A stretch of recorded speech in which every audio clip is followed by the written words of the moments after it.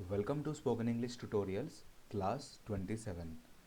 In this video, let us discuss about present perfect continuous tense. As you all know, in the previous video, we had already discussed about positive statements and negative statements. In this video, we are going to discuss about interrogative statements in positive scenario. ఈ వీడియోలో ఎక్స్క్లూజివ్గా మనము interrogative statements అంటే questions positive స్టేట్మెంట్లు మనము present perfect continuous టెన్స్లో ఉన్నప్పుడు ఏ విధంగా అడగాలి, ఏ విధంగా రాయాలి, ఏ విధంగా ఫ్రేమ్ చేయాలో let us discuss in this class 27. As you all know, for every frame of sentence we need to follow one prescribed structure. Am I right? So for here interrogative statement structure వచ్చేసి first have అనేది ముందుకు వస్తుంది, అంటే helping verb ముందుకు వస్తుంది, తర్వాత subject అనేది will go that side, this so first we have to take have, after that has. For which subject we need to use have, for which subject we need to use has. After that subject తీసుకోవాలి. ఇక్కడ have పక్కన not అని పెట్టట్లేము మనం. ఒకవేళ పెడితే మనము అది interrogative statements నెగిటివ్లో అయిపోతుంది. ఓకేనా, రిమెంబర్ దట్. సబ్జెక్ట్ తీసుకోవాలి. After subject take been, after that v4, after that extra words should be taken, after that keywords should be taken, and finally question mark is very important here. So have as is a helping verb. Subjects, we have different types of subjects. Let me write all those subjects here. We have I, we have we have you, and we have they, we have he, we have she, and we have it. Am I clear? So been రాయాలి. తర్వాత v4 is nothing but v1 అంటే verb basic format plus అంటే root format of verb plus ing add చేసామనుకోండి v4 అని అనేయచ్చు మనం. సింపుల్గా v4 అంటే అయిపోతుంది.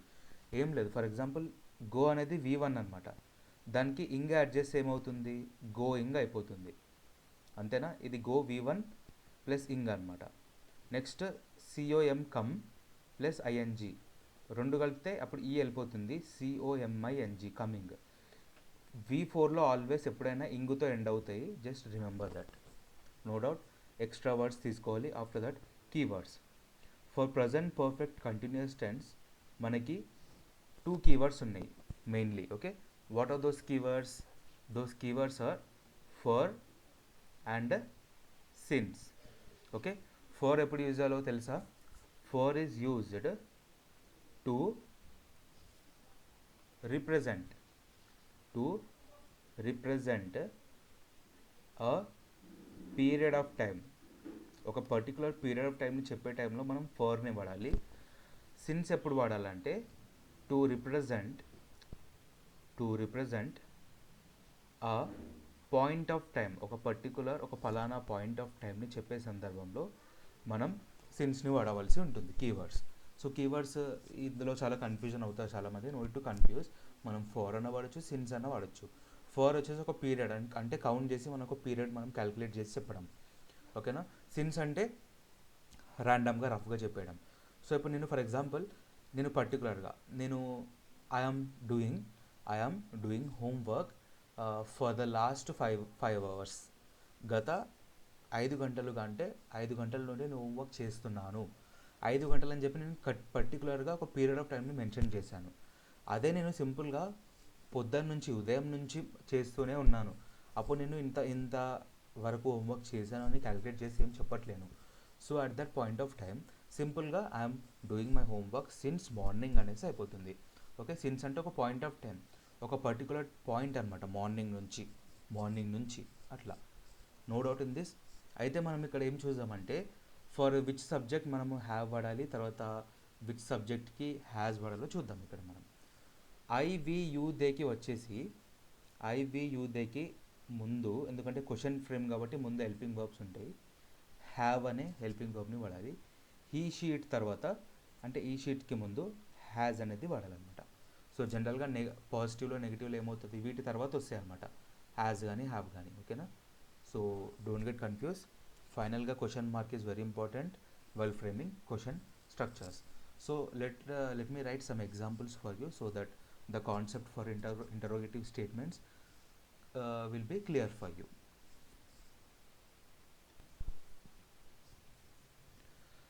Look at these examples here. We have different types of examples with I and with you and with he, she, it, they, and all so on. So let us discuss first example here. Have I been eating since morning? అంటే మిమ్మల్ని మీరు question వేసుకుంటున్నారు ఇక్కడ. Like నేను ఉదయం నుంచి అంటే ఆ పాయింట్ ఆఫ్ టైంని అంటే పొద్దు నుంచి తింటూనే ఉన్నానా అని మిమ్మల్ని మీరు క్వశ్చన్ వేసుకునే సందర్భంలో ఇది వాడాలన్నమాట. Have I been eating since morning, have I been working out in gym since morning, have I been writing my notes since morning, have I been waiting for bus since morning. ఇట్లా మనం examples create చేస్తూ పోతే బోల్డ్ and examples వస్తాయి. So మీరు just మీరు consistency maintain చేసి just మీరు ఒక 5 ఎగ్జాంపుల్స్ రాయాలని చెప్పి I'm just wishing for you all. So that if you practice so much then it will be like good boosting for your grammar and all structures and all. Have I been eating for the last 6 hours? నేను గత 6 గంటల నుండి తింటూనే ఉన్నానా అంటే కంటిన్యూగా అవుతుందన్నమాట. తింటూనే ఉన్నా, అది ఇంకా ఎండ్ అవ్వలేదు, తింటూనే ఉన్నారు మీరు. నేను గత 6 గంటలుగా తింటూనే ఉన్నానా. హ్యావ్ ఐ బీన్, హ్యావ్ అనేది హెల్పింగ్ వర్బ్, ఐ అనేది సబ్జెక్ట్, మళ్ళీ బి అనేది కొంచెం వర్బ్కి హెల్ప్ చేస్తుంది, తర్వాత వర్బ్ ఈటింగ్. ఫర్ అనేది ఏంటి చెప్పండి. For is a preposition, I already discussed, ఓకేనా. Prepositions very important. ద అనేది మళ్ళీ ఆర్టికల్. చూడండి ఒక సెంటెన్స్లో మనకి ఇవన్నీ వస్తున్నాయి అనమాట. లాస్ట్ అనేది ఎక్స్ట్రా వర్డ్ అనుకుందాం, 6 hours అనేది కీవర్డ్ అనుకుందాం, ఓకేనా. ఇక్కడ ఫర్ అనేది మనకి కీవర్డ్ కిందకి వస్తుంది, బట్ ప్రిపోజిషన్ కిందకి కూడా తీసుకుంటాం, ఓకే. చూడండి ఒక సెంటెన్స్లో మనకి ఇన్ని విభాగాలుగా విడదీసి ఉందన్నమాట. ఒక పార్ట్స్ ఆఫ్ స్పీచ్ ఎట్లా అని చెప్పుకున్నాము మనం మాట్లాడే స్పీచ్ పార్ట్స్గా డివైడ్ అయి ఉంటుంది. సో నెక్స్ట్ ఎగ్జాంపుల్ చూసి with V. Have we been learning spoken English for the last 15 days? మనము, వి అంటే మనము లేకపోతే మేము, ఓకే. మనము లేకపోతే మేము ఏదన్నా అనుకోండి. మేము స్పోకెన్ ఇంగ్లీష్ క్లాసెస్ గత 15 రోజులుగా నేర్చుకుంటున్నామా అంటే చదువుకుంటున్నామా. ఎస్, నేర్చుకుంటున్నాము అని పాజిటివ్లో రిప్లై అవ్వాలంటే ఏం చేస్తారు, ఈ వి ముందుకు వచ్చేస్తుంది, హ్యావ్ ముందుకు వచ్చేస్తుంది, క్వశ్చన్ మార్క్ రాదప్పుడు. సో ఇప్పుడు చెప్పండి, yes we have been learning spoken English for the last 15 days అట్లా. Next example, have we been learning spoken English since 4 months? మేము గత 4 నెలలుగా స్పోకెన్ ఇంగ్లీష్ నేర్చుకుంటున్నామా, క్వశ్చన్ మార్క్. అంటే 4 నెలలు చాలా కదా పీరియడ్, ఒక పాయింట్ ఆఫ్ టైంని చెప్తున్నాం మనం ఇక్కడ. సిన్స్ అంటే ఒక పాయింట్ ఆఫ్ టైం, అంటే 4 నెలల నుంచి. ఇదేంటంటే ఇప్పుడే ఒక 15 రోజులు, ఒక పీరియడ్ ఆఫ్ టైం. అంటే క్యాలిక్యులేట్ చేసి ఇన్ని రోజులల్లా కంప్లీట్ చేస్తున్నాను, అంటే ఇన్ని రోజుల నుంచి కంప్లీట్ చేస్తున్నా అంటే కంటిన్యూ చేశాను అని చెప్పే సందర్భంలో. No doubt in this regard. Next example, have you been reading newspaper since morning? So here one more request for you all. నేను ఇక్కడ ఎగ్జాంపుల్స్ రాస్తున్నాను కదా, ఈ సెంటెన్స్లలో వర్డ్స్ ఏవైతే ఉన్నాయో ఇవన్నీ వర్డ్స్లలో ఆ స్పెల్లింగ్స్ మీరు అబ్జర్వ్ చేయండి. READING రీడింగ్ అవుతుంది, ఎందుకంటే చాలామందికి స్పెల్లింగ్స్ కూడా ప్రాబ్లం అవుతుంది. సో స్పెల్లింగ్స్ ఇంప్రూవ్ చేసుకోవాలంటే బెస్ట్ టిప్ ఏంటంటే ఇట్లాంటి వర్డ్స్ ఉంటాయి కదా, దాన్ని మీరు డిఫికల్ట్గా ఉండే వర్డ్స్ని ఒక 10 times ప్రాక్టీస్ చేయండి. మీ నోట్స్లో ప్రాక్టీస్ చేసి దాన్ని మళ్ళీ చూడకుండా రాయండి. అట్లా మీకు ఒక ఎక్సర్సైజ్ అనేది అవుతుంది అనమాట, నో డౌట్. సో ఒకవేళ మీకు రీడింగ్ హ్యాబిట్ ఉందనుకోండి, ఏదన్నా ఇంగ్లీష్లో ఉండే బుక్ కానీ న్యూస్ పేపర్ కానీ డైలీ ఒక 10 minutes, ఓకే. నాట్ ఈవెన్ అంటే 10 minutes కంటే ఎక్కువ కాదు, 10 minutes ఒక 15 minutes చదవండి, ఒక రీడింగ్ ఇవ్వండి. అందులో ఉన్న కంటెంట్ మీకు అర్థం అవ్వాలని లేదు, మీనింగ్స్ తెలియాలని లేదు, జస్ట్ దాని ద్వారా ఏమవుతుందంటే చదవడం ద్వారా మీ అదేంటి ప్రొనౌన్సియేషన్ అనేది ఇంప్రూవ్ అవుతుంది, ఓకేనా. లైక్ స్పెల్లింగ్స్ కలుపుతుంటే ఒక వర్డ్ మీ ప్రొనౌన్సియేషన్ తెలుస్తుంది. సో మీనింగ్స్ అంటారా ఎప్పుడంటే అప్పుడు మీరు నేర్చుకోవచ్చు. ఫస్ట్ అయితే మీరు చదవడం అలవాటు చేసుకోండి. So if you're able to read then only you can get the meanings of that. Meanings మనం గూగుల్ నుంచి అయినా సెర్చ్ చేసి లేదా డిక్షనరీ నుంచి అయినా సెర్చ్ చేసి మనం ఫైండ్ అవుట్ చేసుకోవచ్చు. అఫ్కోర్స్ మనం ఇప్పుడు డిజిటలైజ్డ్ వరల్డ్లో ఉన్నాం కాబట్టి of course Google is the best solution for this. గూగుల్లో మనకి కావాల్సిన వర్డ్ మీనింగ్ టైప్ చేస్తే ఆ వర్డ్ టైప్ చేస్తే దానికి మీనింగ్ వచ్చేస్తుంది. So have you been reading newspaper since morning? You అంటే నువ్వు, ఓకే. నేను సెకండ్ పర్సన్ అడుగుతున్నా, నేను నా ముందు ఉన్న పర్సన్ అడుగుతున్నా. ఆల్రెడీ మీకు ముందు చెప్పిన ఎగ్జాంపుల్స్లలో లైక్ ఇక్కడ మీరున్నారనుకోండి, మీకు ఎదురుంగ పర్సన్ అతన్ని మీరు యూ అంటారనమాట. హౌ ఆర్ యూ అన్నారు అనుకోండి ఎగ్జాంపుల్, హౌ ఆర్ యూ, అతన్ని యూ అంటారు కదా మీరు క్వశ్చన్. సో అతనికి అతను ఏమనుకుంటాడు, ఐ అనుకుంటాడు కదా. సో అతని రిప్లై ఏ విధంగా ఉంటుంది, ఐ అని చెప్పుకుంటాడు అతను. యు ఆర్ ఫైన్ అంటాడా, మళ్ళీ అన్నాడు అతనికి అతను కాబట్టి ఐ ఆమ్ ఫైన్ అని అనుకుంటాడు. అతను మళ్ళీ మిమ్మల్ని అడగాలనుకుంటే సిమిలర్ సేమ్ క్వశ్చన్ ఇదే అడుగుతాడు, what about you question mark. No doubt in this regard. So that's why I we you they he she it ఈ సబ్జెక్ట్స్ అనేది చాలా చాలా important. Focus them thoroughly and very importantly. Okay, next ఇది చూడండి, have you been reading newspaper for the last 10 minutes. ఇది రెండు మీనింగే same, but ఇక్కడ ఏంటంటే మార్నింగ్ నుంచి చదువుతున్నాడు, ఒక పాయింట్ ఆఫ్ టైం, ఒక పీరియడ్ ఆఫ్ టైం అంటే ఒక 10 నిమిషాలుగా. ఓకే, అప్పుడు ఫర్ అనే కీవర్డ్ని వాడాలి ఇక్కడ. ఓకే, పైన వచ్చేసి నేను సిన్స్ అనే కీవర్డ్ని వాడినాను. No doubt. So next example, if you observe, have they been studying in Osmania university since 3 years. అంటే గత 3 సంవత్సరాలుగా వాళ్ళు ఉస్మానియా యూనివర్సిటీలో చదువుకుంటున్నారా. ఎస్, చదువుకుంటున్నారు అంటే ఎస్, ఎస్ అని యాడ్ చేసుకోండి. ఇక్కడ మీరు రాసుకునేటప్పుడు ఎస్ అని రాసుకోకండి, జస్ట్ నేను బ్లూలో రాసింది మాత్రమే రాసుకోండి. ఓకేనా, నోట్స్లో మళ్ళీ కన్ఫ్యూజ్ అవుతారు. ఎస్, దే ఇక్కడికి వచ్చేస్తుంది, హ్యావ్ ఇక్కడ వెళ్ళిపోతుంది. Yes, they have been studying in Osmania university since 3 years. అవును, వాళ్ళు ఉస్మానియా యూనివర్సిటీలో 3 సంవత్సరాలుగా చదువుతున్నారు. Next, have they been preparing for class test for the last 1 hour. వాళ్ళు గత గంట సేపటి నుండి క్లాస్ టెస్ట్ కోసం ప్రిపేర్ అవుతున్నారా. ఎస్, అవ్వట్లేరు, సారీ నో అవ్వట్లేరు అంటే no, they have not, not అనేది యాడ్ చేసుకోవాలని చెప్పిన కదా, దే హ్యావ్ నాట్ ఇక్కడ. ఓకేనా, ఇక్కడ వస్తుంది not. They have not been preparing, they ఇక్కడ వచ్చేసింది, హ్యావ్ ఇక్కడ వచ్చేసింది. They have not been preparing for class test for the last 1 hour. No doubt in this regard. So let us move to next examples.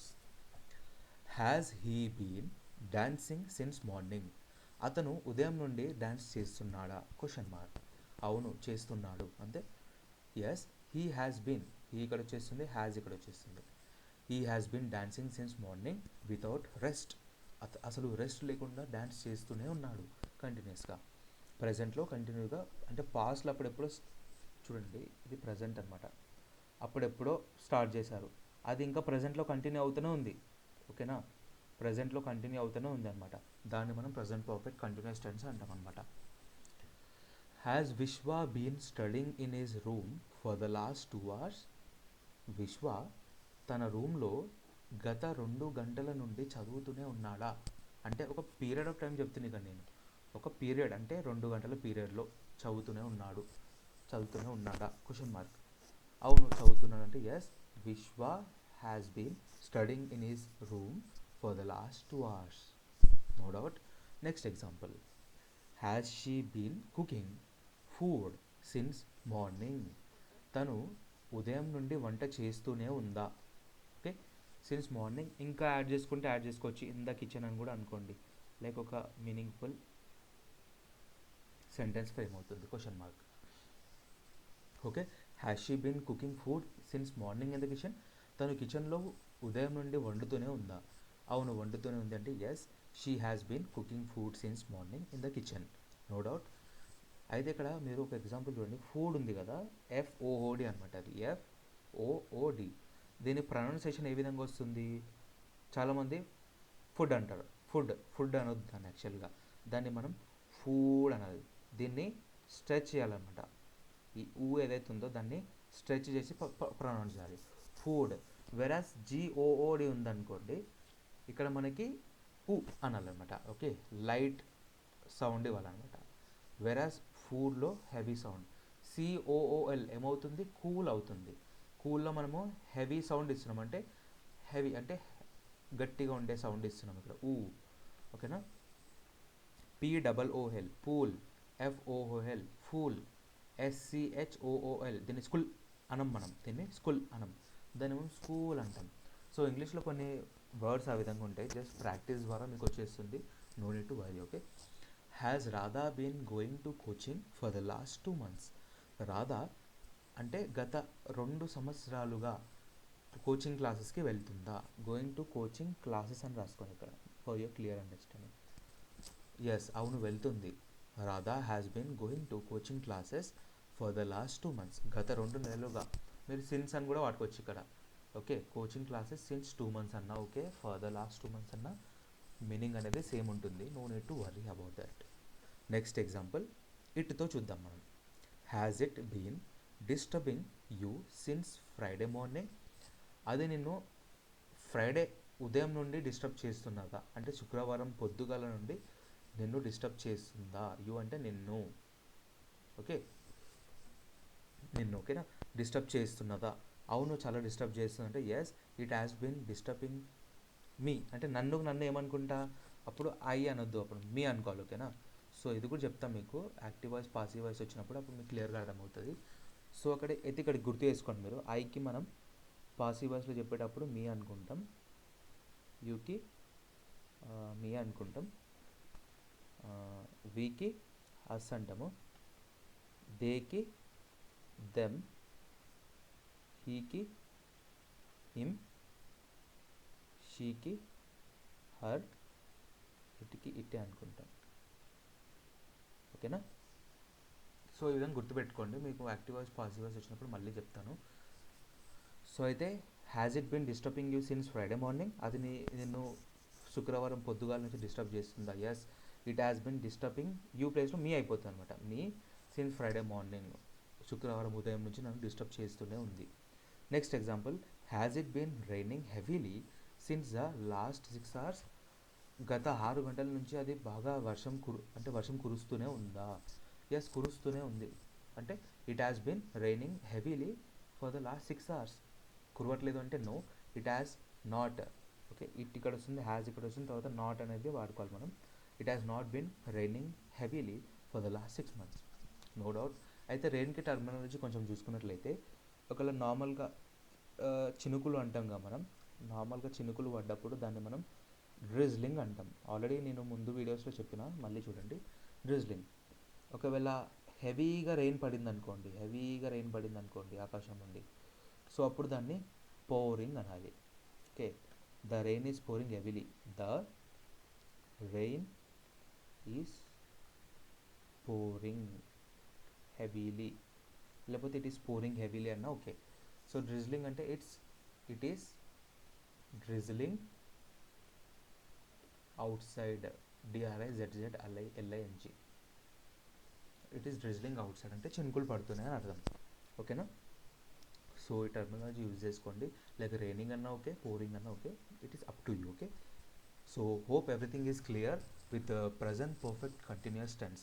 So దీంతో మనము ప్రజెంట్కి సంబంధించిన 4 categories, like present simple present tense, present continuous tense, present perfect tense, present perfect continuous tense, ఈ 4 with the structures, with the positive, negative and interrogative statements I already completed for you. So next ఇంకొక వీడియోలో నేను practical exercise ఇస్తాను present perfect continuous టెన్స్కి. ఆ తర్వాత past టెన్స్కి మనం షిఫ్ట్ అయిపోదాం. So until then keep the notes up to date and write everything in your notes. And if you have any comments, please let me know in the comment section. And most importantly, don't forget to like, share and subscribe the channel. Thank you.